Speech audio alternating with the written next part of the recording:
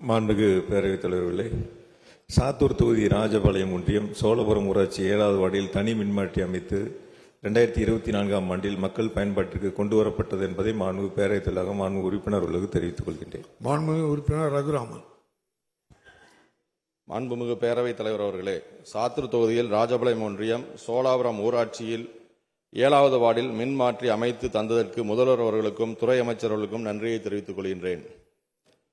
சாத்தூர் தொகுதிக்கென்று பொறியாளர் அலுவலகம் இல்லை என்று நான் சட்டப்பேரவையில் கேட்டுக்கொண்டதன் அடிப்படையில் 64 தொகுதிகளுக்கு செயற்பொறியாளர் அலுவலகம் இல்லை என்று கண்டறியப்பட்டு முதல் கட்டமாக 10 தொகுதிகளுக்கு செயற்பொறியாளர் அலுவலகம் ஒதுக்கப்பட்டது. அதில் சாத்தூரும் ஒன்று.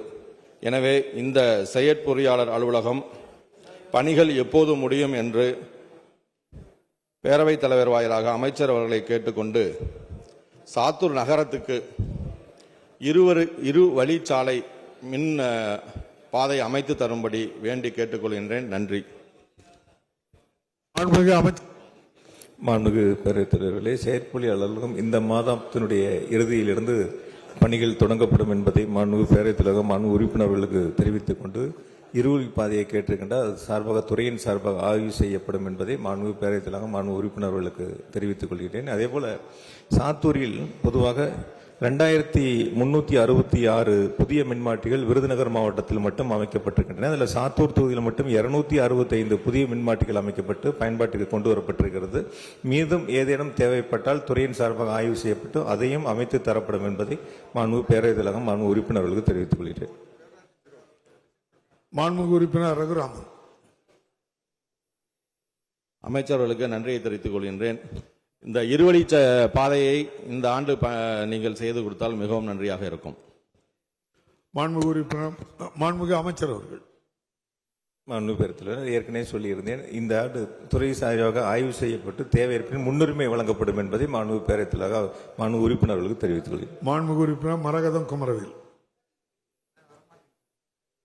மிகு பேரவைத் தலைவர் அவர்களே, எனது மதுராந்தகம் தொகுதியில் அச்சரப்பாக்கம் ஒன்றியத்தில் என்றத்தூரில் கடந்த 2023 அரசு துணை மின் நிலையம் அமைப்பதற்காக அரசு அறிவித்திருந்தது. முதலில் 5 ஏக்கர் நிலம் போதுமானது என்று தேர்வு செய்தனர். அதனுடைய மதிப்பீடு அதிகமாக இருப்பதனால் மீண்டும் 1.5 ஏக்கர் நிலம் போதுமானது என்றும் ஊராட்சி நிர்வாகத்திடம் தீர்மானத்தை பெற்றுக்கொண்டனர். பெற்று பல மாதங்கள் ஆகியும் இன்னும் அந்த பணி தொடங்காமல் இருக்கின்றது. எப்பொழுது துணை மின் நிலையம் தொடங்கும் என்பதை தங்களின் வாயிலாக அறிய விரும்புகின்றேன். மாண்புமிகு அமைச்சர் அவர்கள். மாண்புமிகு பேரவைத் தலைவர்களே, இந்த ஆண்டு அதற்கான பணிகள் தொடங்கப்படும் என்பதை மாண்புமிகு பேரவைத் தலைவர் மாண்புமிகு உறுப்பினர்களுக்கு தெரிவித்துக் கொள்கிறேன். மாண்புமிகு உறுப்பினர் சரவணன்.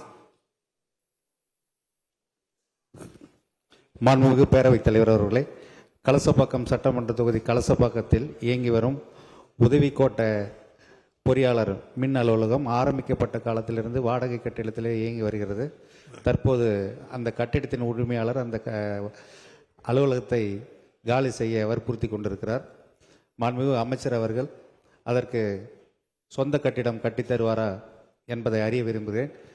நாங்கள் இடம் கொடுப்பதற்கு தயாராக உள்ளோம். வட்டாட்சியர் மூலம் மாவட்ட ஆட்சித்தலைவர் அவர்களுக்கு இடம் கொடுப்பதற்குண்டான ப்ரொபோசல் அனுப்பப்பட்டுள்ளது என்பதை தெரிவித்துக் கொள்கிறேன். மாண்புமிகு அமைச்சர் அவர்கள்.